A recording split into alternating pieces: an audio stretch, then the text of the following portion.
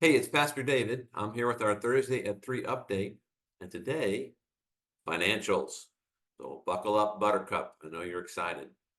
Actually, financials are a good thing to review, and we try to do that on a monthly basis because the budget is actually the resource we're using to fulfill our mission.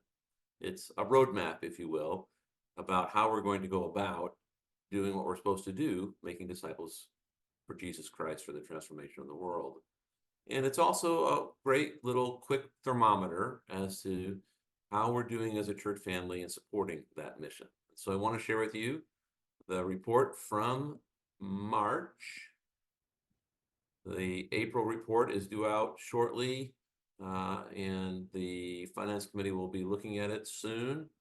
But since it's been a little bit of time, let's look at the year to date. Now, as you look at this report, you'll see that the top part of the report, year to date, has to do with giving. And the first two lines have to do with the offering plate, quote unquote. People give every day of the week in different ways, but this is what our offering is, pledged and unpledged. Pledged being those who make a commitment to give a certain amount. I always appreciate that. I'm more generous when I plan my giving. And unpledged is the rest of the offering. And then other revenues would be income we receive from different ministries to support different ministries, tuition from the preschools, prayer partners for Anua, and so forth. All that needs to be recorded and comes under the other revenue line item.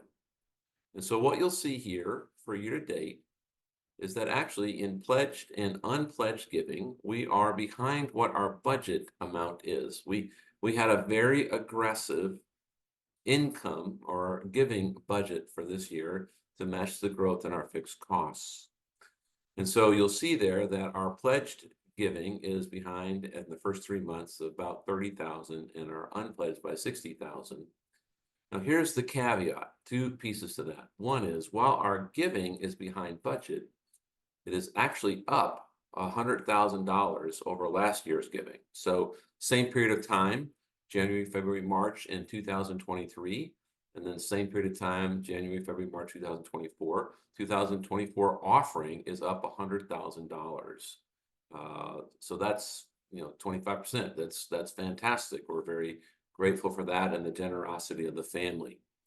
One of the things that plays into this calculation is the fact that Easter is going to sound kind of funny, that Easter falls at different times every year. And so Easter in 2024 was much earlier. Why does that matter? Well, March has 5 weeks. One of those weeks in 2024 was Easter. And it may not seem logical, but our Easter offering is always lower than you would think. It's actually always lower than our general offering. We have all the people come, but we had more people this year. We had 1,400 people come on Easter, and yet a lot of those are family members or people who give at other times or guests.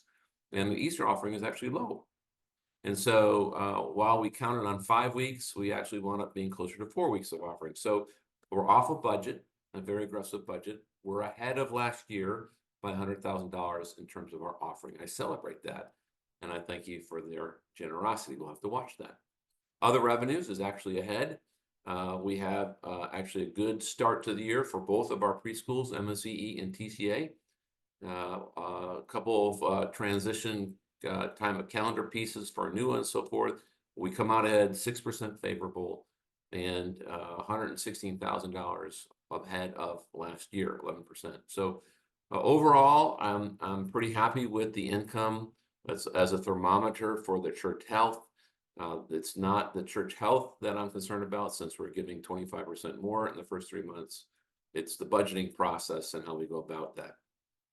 Now, the good news is while we're behind on budget and our income, we're actually ahead in expenses. And our leaders, our lay leaders on our staff, have historically, this last couple of years, done a very good job of keeping expenses under budget and working hard to do that. And you'll see in the orange section here, gracious hosts, passionate seekers, vibrant family, Christ-like service. These are the groupings or pillars, areas of church ministries that get together and do budgeting together.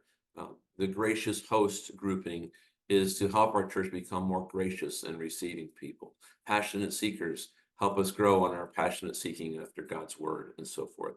And you'll see that every area, except for Vibrant Family, is underspending their budget by about 11%.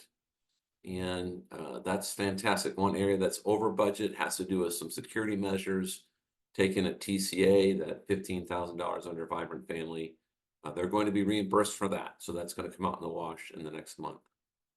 Underneath that, you'll see our salaries, our benefits for staff, administrative, that's utilities, power, things that we kind of like to have on Sunday and throughout the week. And we're actually ahead by 5% into that area, and actually ahead in our savings over last year. So underspending, giving more than last year, and that results in our bottom line net total of our being a net $162,000 in the black, when we expected to be $53,000 in the black.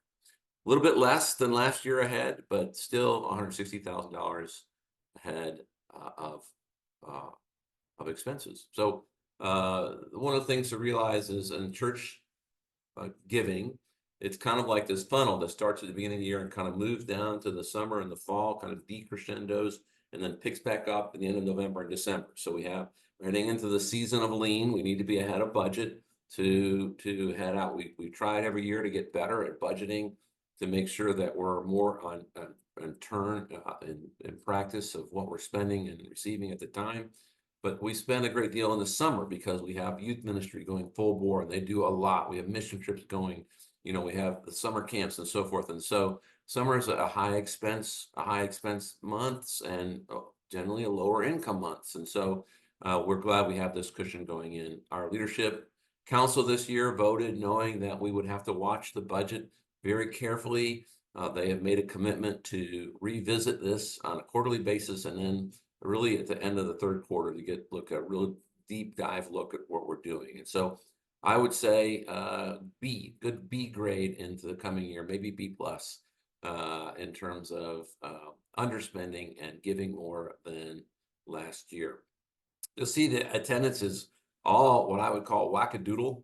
We were not 77% higher in attendance in person. It's because Easter fell at the end of March.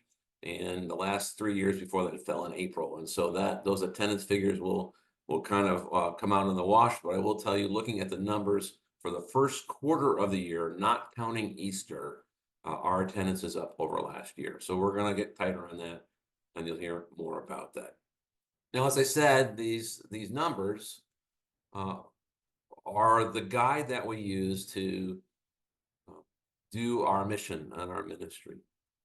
And they really represent ministry that happens. They really represent transformation in lives. And I think we've come through a very powerful March. We had the bishop here in the beginning of March and sharing with us. And we've had a number of really awesome baptisms that have come through. We had 15 new members join in March. We had Serve Sunday, which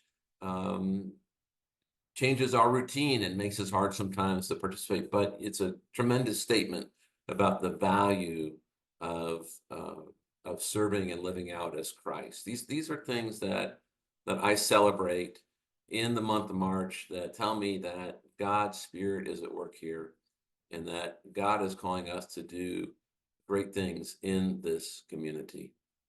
I look forward to seeing you on Sunday. We're going to have a baptism of faith, a profession of faith of a 15-year-old at the 9 o'clock, and then a baptism of a little baby at the 11 o'clock. Mother's Day, we'll celebrate that. We're into our series, 10 Questions Jesus Asked. So lots of good stuff. I hope to see you in person, come up and greet you. I've missed being with you. In the meantime, God bless.